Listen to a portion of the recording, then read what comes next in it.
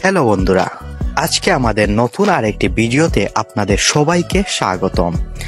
আমার মতো হয়তো আপনারাও অবসর সময়ে ভিডিও গেমকে নিজের বিনোদন হিসেবে বেছে নেন, আর এতে জনপ্রিয়তার শীর্ষে রয়েছে পাবজি, ফ্রি ফায়ার, ই ফুটবলের মতো গেমগুলো।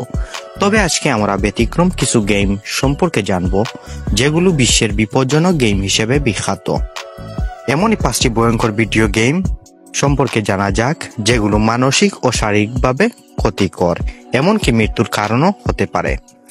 চলুন তাহলে দেরি না করে মূল ভিডিও শুরু করা যাক। প্রথমে রয়েছে ব্লু হোয়েল চ্যালেঞ্জ গেমটি। এই গেমটি সম্পর্কে বিপজ্জনক বিষয়টি হলো এটি মস্তিষ্ক নিয়ন্ত্রণ করে এবং আত্মহত্যার প্ররোচনা প্রদান করে। 2016 সালে রাশিয়ায় এই গেমটি প্রথম ছড়িয়ে পড়ে।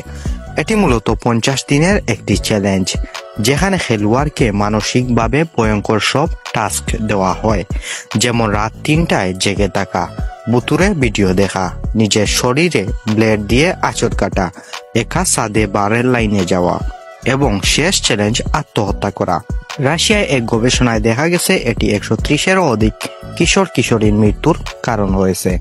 দ্বিতীয় যে গেমটি তা হলো মোমো চ্যালেঞ্জ। এই গেমটির বিপজ্জনক দিকটি হলো সাইবার বুলিং এবং মানসিক ভয়। এই গেমটি হোয়াটসঅ্যাপে একটি ভয়ঙ্কর মুখওয়ালা মোমো ক্যারেক্টারের মাধ্যমে ছড়িয়ে পড়ে। মোমো একজন এআই, যে ভয় দেখিয়ে খেলোয়াড়কে বিপজ্জনক চ্যালেঞ্জ দিতে বাধ্য করে। কেউ চ্যালেঞ্জ অস্বীকার করলে মোমো হুমকি দেয় এবং ভয় দেখায়। অনেক শিশু ও কিশোর আতঙ্কগ্রস্ত হয়ে আত্মহত্যা পর্যন্ত করেছে।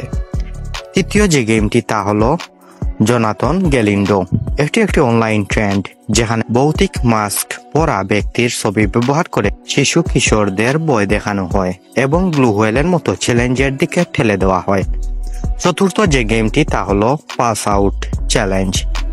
এটি একটি বিপজ্জনক গেম, যেখানে খেলোয়াড়েরা নিজেদের শ্বাসরোধ করে অচেতন হওয়ার চেষ্টা করে। এতে মস্তিষ্কের স্থায়ী ক্ষতি বা মৃত্যুও হতে পারে। পঞ্চম যে গেমটি তা হলো ফায়ার চ্যালেঞ্জ। এটি এমন একটি বিপজ্জনক গেম, যেখানে খেলোয়াড়েরা নিজেদের শরীরে আগুন ধরিয়ে দেয় এবং সেটির ভিডিও ধারণ করে সোশ্যাল মিডিয়া প্ল্যাটফর্মে আপলোড করে। এটি মারাত্মক দগ্ধ হওয়া বা প্রাণহানির কারণও হতে পারে। এ ধরনের গেম থেকে সবসময় দূরে থাকা উচিত এবং অভিভাবকদেরও উচিত শিশু কিশোরদের ইন্টারনেট ব্যবহার সম্পর্কে সচেতন থাকা, তাদের গতিবিধি নিয়ন্ত্রণ করা। তো বন্ধুরা, আজ ছিল এ পর্যন্তই। দেখা হবে পরবর্তী কোনো ভিডিওতে, আর জানা হবে অজানা কিছু। সে